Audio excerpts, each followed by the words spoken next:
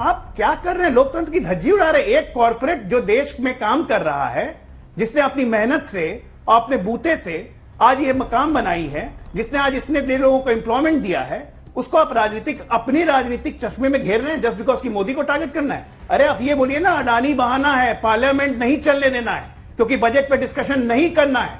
Crux तो यहां है, एक शॉर्ट सेलर कंपनी हिबर्डन, जिसकी खुद क्रेडिबिलिटी अमेरिका में नहीं है, यूरोप में नहीं है, जिसको कई कंट्रीज बैन कर चुके हैं, उसकी रिपोर्ट की चर्चा हम यहां पे अपने देश में करें। हमें अपने देश के इंस्टीट्यूशंस पे भरोसा नहीं है। आप कह दीजिए कि हमें सभी पे भरोसा नहीं है, हमें आरबीआई पे भरोसा नहीं है। क्या अडानी आज तक एक बार भी डिफॉल्टर हुए हैं? एक भी कोई बता दे, जवाब दें। महा विकास अघाड़ी ने ये पोर्ट क्यों दिया महाराष्ट्र में? कांग्रेस ने क्यों दिया? मैंने ये नहीं कहा सारा दे दिया उनको विदाउट टेंडर।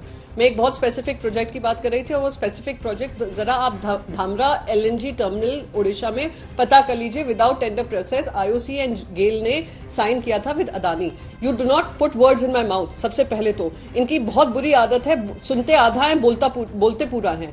तो बस ये कहूंगी कि जो भी अगर महाराष्ट्र में उनको पोर्ट्स मिले, उनको टेंडर के आधार पे मिले, और आपके मन में कोई सवाल होगा आप उसका आरटीआई लगा दीजिए, इन्वेस्टिगेशन कर लीजिए। I am sorry Babu. Research में एक चीज और ऐड कर दूं कि कहीं महाशय का एक और रिसर्च कम पड़ गया कि 2014 से लेकर 2022 तक जो मुनाफा पोर्ट्स, एयरपोर्ट्स, सीमेंट, कोल, मिनरल्स, ऑस्ट्रेलिया बिजनेस, जहां पे भी बिजनेस हुआ, साथ में ऑस्ट्रेलिया भी प्राइम मिनिस्टर के साथ गए थे। आप ये सारी चीजें शायद अपनी रिसर्च में कम देखी है। बहुत अच्छा रिसर्च हमारे मित्र अजय आलोक जी ने किया अडानी के बारे में, लेकिन वो उस रिसर्च में शायद वो नहीं खोज पाए कि केतन पारिक के साथ मिलके यही अडानी ग्रुप्स ने 1999 और 2000 के वर्ष में 495 रुपए का शेयर 6 हफ्ते में 1300 रुपए का किया था, और उस फ्रॉड के कारण इनकी कंपनियों के ऊपर बैन लगा था। पता नहीं ये रिसर्च कर पाए कि नहीं कर पाए, और क्यों नहीं कर पाए मुझे नहीं मालूम। विनोद अडानी जो इनका भाई है, वो सेल कंपनीज मॉरिशस और टैक्स हेवन कंट्रीज में, कैरेबियन कंट्रीज में बनाकर ही इनकी ही कंपनियों के शेयर खरीदने के धंधे करता है।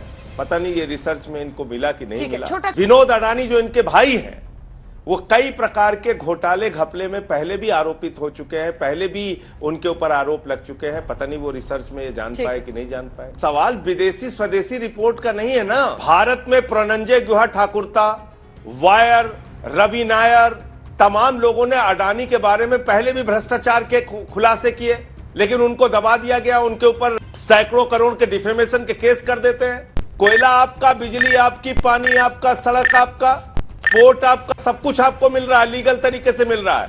और इतनी दुनिया की 2 नंबर के आप अमीर बन गए, और उसके बाद 15 सबसे ज्यादा टैक्स पेयर्स की जो सूची है उसमें आपका नाम गायब है। क्यों गायब है भाई? अरे देवा, ये गड़बड़ है बाबा।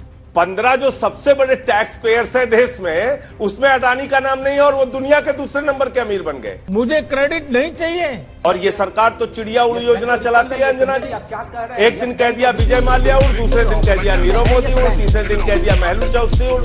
ये जो चिड़िया उड़ योजना चलाती है, कल को ये गौतम अडानी को भी उड़ा देंगे। चैन चुंग लिंग जो अगस्ता वेस्टलैंड के मामले में जो व्यक्ति आरोपी है, जो भ्रष्टाचार का आरोपी व्यक्ति है, उसका अडानी के साथ क्या रिश्ता है, मैंने पूछा, वो बताने के लिए आप तैयार नहीं।